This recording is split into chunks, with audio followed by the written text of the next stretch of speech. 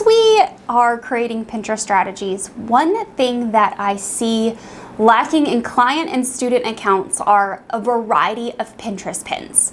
So as you are creating your Pinterest strategy, I want you to consider all of the different types of creatives that you can add in order to make the most of your traffic and engagement and audience building on Pinterest.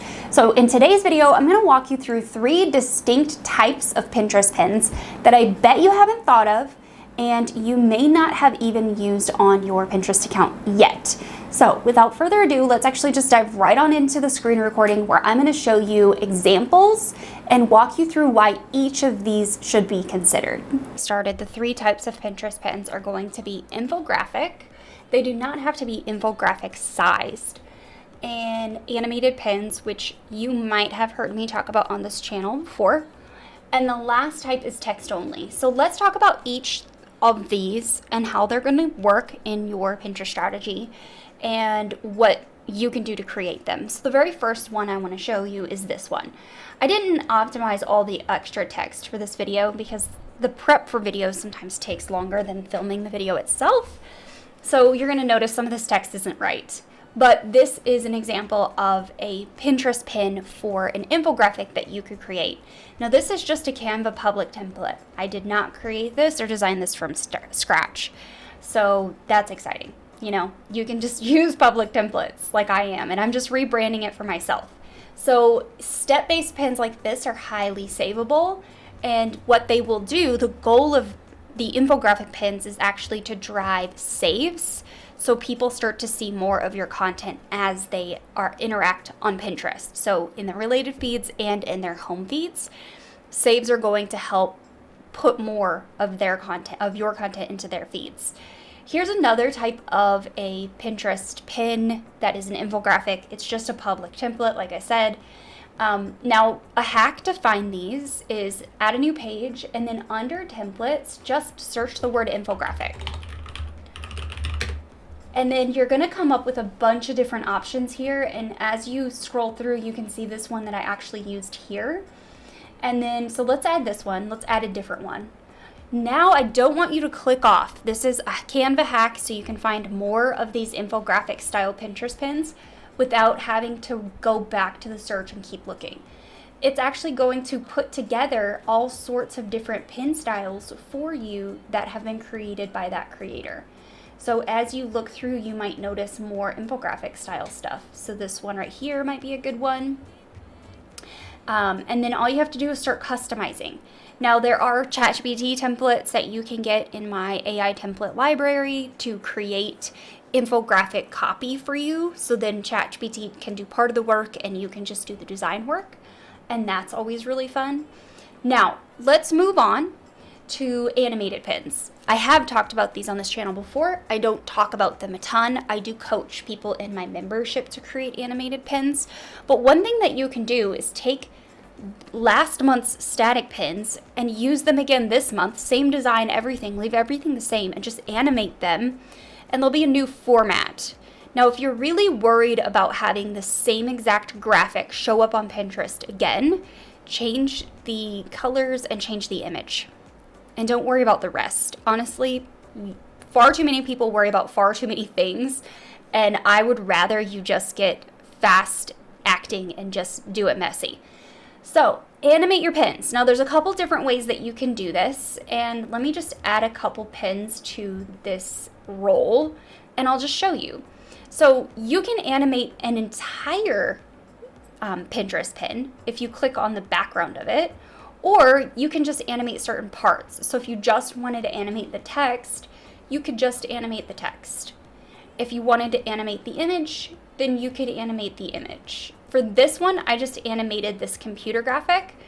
Now, if we were to go over to this one right here, and if we click the background of this image and click animate, I like this magic animate button in Canva now with their new Magic Studio. It's going to actually recommend a style for you based on that graphic, which I really love. So you can also just click the background of a pin template and it will animate everything on the template. Now that only works if it's not like the background isn't like this animated one with an image. it has to be something similar to this. Now, the animated pins, when you download them, you are going to download them as an MP4 video. You can also alternatively download them as a GIF. It's a short clip, no sound. I think that should cut it at about 4 seconds. So you're going to download that one to your computer, and once that is there, you're going to then upload that to Pinterest. Now, best practice here when you are using anything GIF or MP4 related is to actually just upload those Pinterest pins directly to Pinterest and not through a scheduling tool. So I'm going to show you what I mean. I get a lot of complaints in my comments about me not showing every step of every process. So I'm just going to show you really quickly what I mean. Let's finish downloading this from Canva and pop back over to our Pinterest profile, and then this is a GIF. And you can see it's moving. We're going to go ahead and give that a name. So, all right, I have already created pin copy for this. So essentially what I would do is I would open my Pinterest account and find the Pinterest pin where I've done this before. So here's that pin, and you can see it got a decent amount of engagement since I posted it. And I'm just going to use the same copy and the same URL, and I'm just going to click publish for later. So that other one went out a couple weeks ago. I'm going to publish this one a few weeks in advance. And then this is going to go to ChatGPT prompts and publish. So now we have an animated pin going out that we are repurposing. Now the final option for Pinterest content or pin types that you maybe have not considered is text only pins. Now the reason I say this, and I've never actually taught this on this platform before, is to interrupt the feed.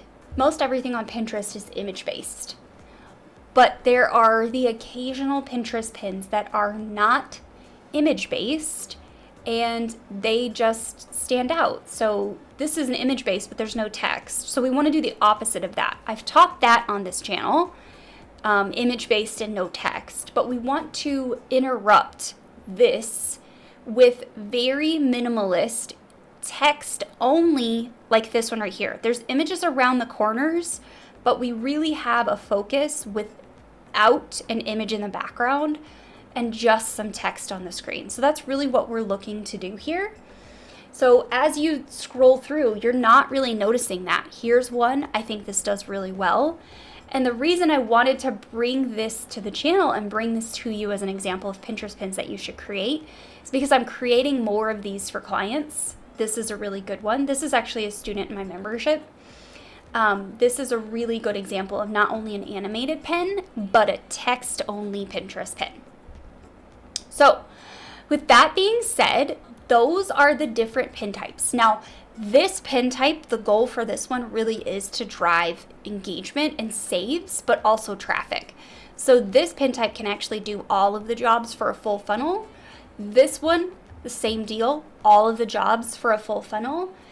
I want to show you this. So on desktop, if you click the pin, it's a pause button. You have to click the link to leave. But on mobile, there is a little button right underneath the video that actually says visit or save. So all of this information is underneath the Pinterest image, and Pinterest has made it way easier to leave the platform with video now. So the goal for these is to drive engagement and stop the scroll. The goal for these is also to stop the scroll and interrupt the pattern that's going on with all the other image-based pins. And then this one is to drive saves. So all of them, the job is to do engagement, but chances are these will not drive as much traffic as these, the animated pins or the text-only pins. So those are your examples. I hope that this gives you some new creativity and new ways to create Pinterest pins for your website, for your blog, YouTube channel, your Etsy store, you name it.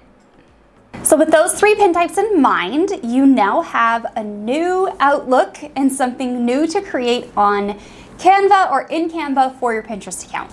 Now, I know I get really fired up when I have new inspiration and new ways to think about how to attract the right audience. So with that being said, I hope that you give some of these a try. Let me know in the comments down below if you do, and you're gonna wanna go and watch this video to learn how to optimize your Pinterest pins for the best possible surfacing for your audience. See you there.